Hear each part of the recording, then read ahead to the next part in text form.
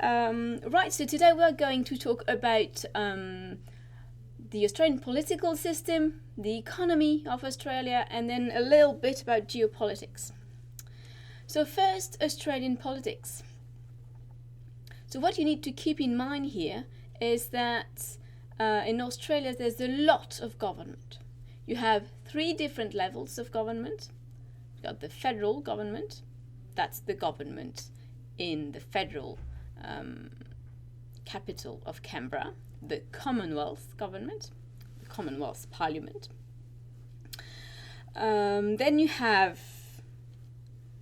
the state government, so that's based in the capital city of each state. So some state parliaments have 2 chambers, others have just 1 chamber, like Queensland, for instance.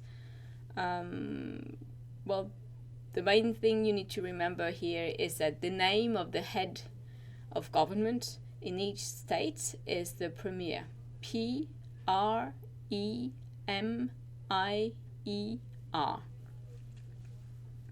then you've got local government. Okay, so that's local government in cities, in shires, across each state.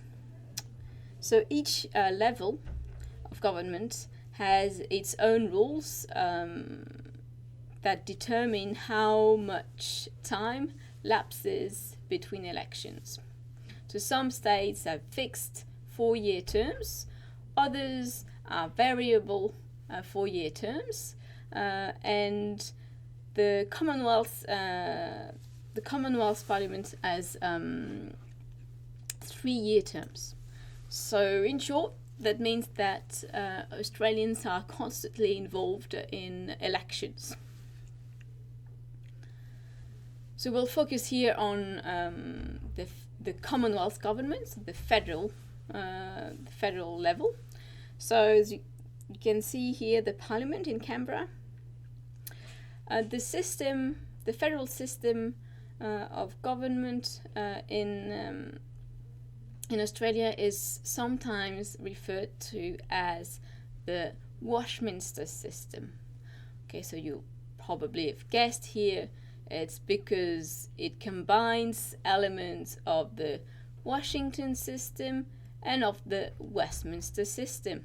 Okay, so it's not really difficult to understand why there's an influence of the Westminster system, because Australia was a British colony, and even today, for instance, the Queen is still the head of state in Australia. For the American influence, you can think perhaps of the links that were creating during the gold rush. So I don't know if you remember, but last week I talked to you about the gold rush. The gold rush occurred in the 1850s, and many of the gold diggers that came to Australia were just before they were in the United States. So they came from the United States to Australia. There's the link there. And I also mentioned that last week, but the 6 colonies had developed quite independently. They had their own constitution, they had their own parliament, and their own laws, and so they wanted a federal system of government. That's why they looked at the United States.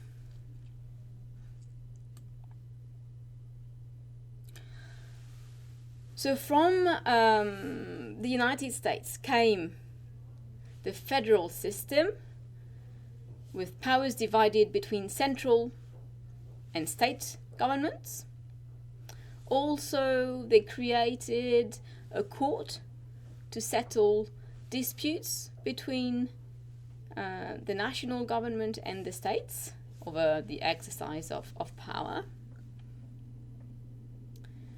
And there's also the structure of the legislature. So in Australia, you have the House of Representatives and the Senate. Okay. So you see here the colours that correspond to the House of Commons and the House of Lords in Britain, but really the structure behind it is more like what occurs in Washington. So you have the House of Representatives, which represents the people, and the Senate to represent the states. And you have equal representation of the states in the Senate, regardless of the population size of each state. The other influence of the American system is the fact that Australians have a written constitution.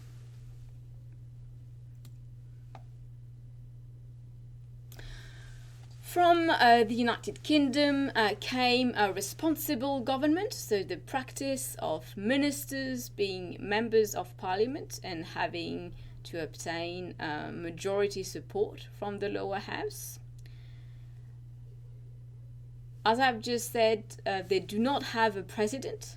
The Queen is the head of state, and also have a prime minister. That's it for the structure of the government. So I'll just say a few words about the political party. So another example of influence of the British system is the name in the name of one of the main parties, the Australian Labor Party, which is the left-wing party. And then you have the coalition. So you see here that you have two parties, the Liberals, which is a big party, and then you have the smaller Nationals, which are more influential in agricultural areas. Okay, so the two big parties are the Australian Labor Party and the coalition. There are other things specific to Australia, like, for instance, compulsory voting. So the idea here is that in any modern democracy, voting is seen as an important human right. But Australia has an interesting take on voting. In addition to being a right, voting is a duty of citizenship. So compulsory voting, so some believe that it is a civic duty, like paying your taxes, and that also it draws the government and its citizens closer. Others, however, argue that compulsory voting infringes on individual rights and forces citizens who have little interest in politics to vote. So the idea here is that you must take an interest in politics. If you do not vote, you get a fine. So of course, there are ways for you to vote by post, okay, before the election, etc. The other specificity of Australia is preferential voting. So I found this little video, which is quite old, but I thought that it explained quite clearly what preferential vote was about and the difference with the British system too. So I'll let you watch it, and then we'll move on to Australia in the global economy.